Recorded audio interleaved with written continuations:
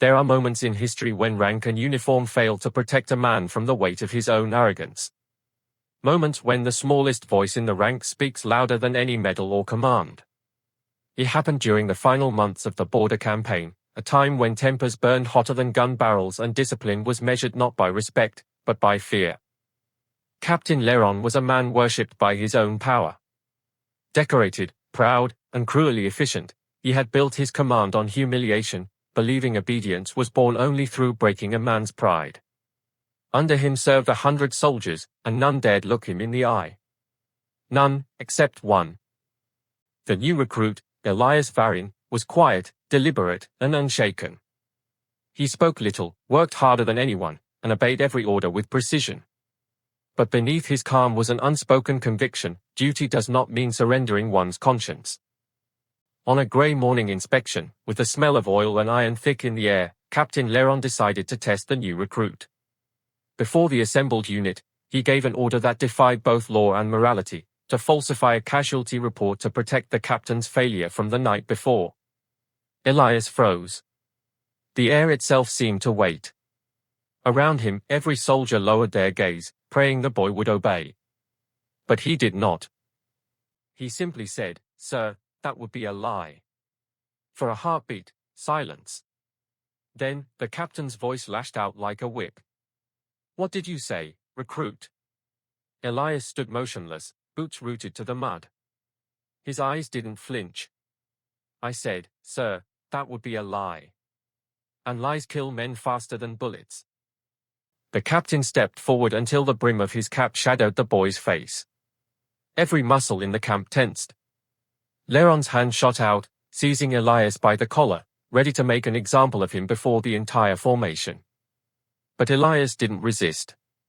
He simply spoke, calm and steady, one final sentence that cut sharper than any blade.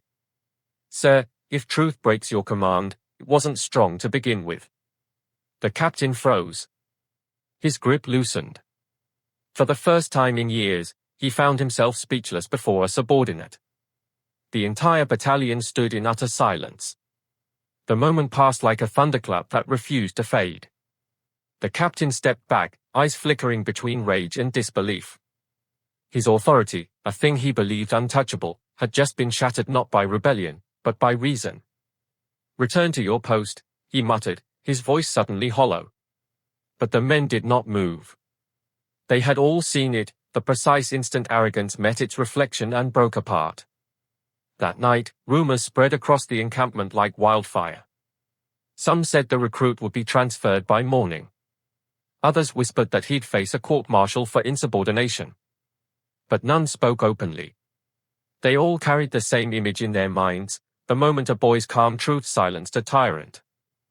When the report reached the command office, Major Harvan, a veteran of 3 campaigns, summoned both men. He read the falsified order, then looked up at Leron. "You gave this command?" Leron's jaw tightened. "It was a misunderstanding, sir." Harvan's eyes narrowed. "No? It was Dishonor." He turned to Elias. "And you, recruit, you refused?" "Yes, sir." "Because it was wrong." The major studied him for a long moment, then nodded once. "You remind me of the men who built this uniform, not the ones who wear it for power." Leron was stripped of field command that night. Officially, it was for administrative failure. But everyone in the division knew the truth: a boy's single sentence had undone years of unchecked pride. And in the quiet that followed, men began to stand a little straighter, not out of fear, but out of respect. Moral, true authority is not imposed, it is earned through integrity. The loudest voice commands obedience, but the honest one inspires it. Years passed. The war ended, and the records buried the event like countless others. But within the ranks, the story lived on, told in hushed tones around barracks fires and passed to every new recruit who thought silence was safety. Elias Varin never sought rank or recognition. He remained a soldier, then a trainer, shaping generations with the same quiet conviction that once stunned a tyrant. Captain Leron, disgraced and forgotten, left the service entirely. But his name endured, not as a commander, but as a warning. Officers whispered it when pride tempted them to twist their power. Among the troops, a saying emerged, 6 words born from that frozen moment of defiance. Truth outranks every man in uniform. Elias's words became the unseen creed of the honorable. And long after both men had vanished from history's pages, their confrontation remained, not as a story of rebellion, but of righteousness. Because in every generation, there comes a soldier who reminds the powerful that the strength of an army is not in its weapons, but in the conscience of the men who wield them. And when Elias was asked, many years later, what gave him the courage to speak that day, he answered simply, "Sir, silence would have made me complicit."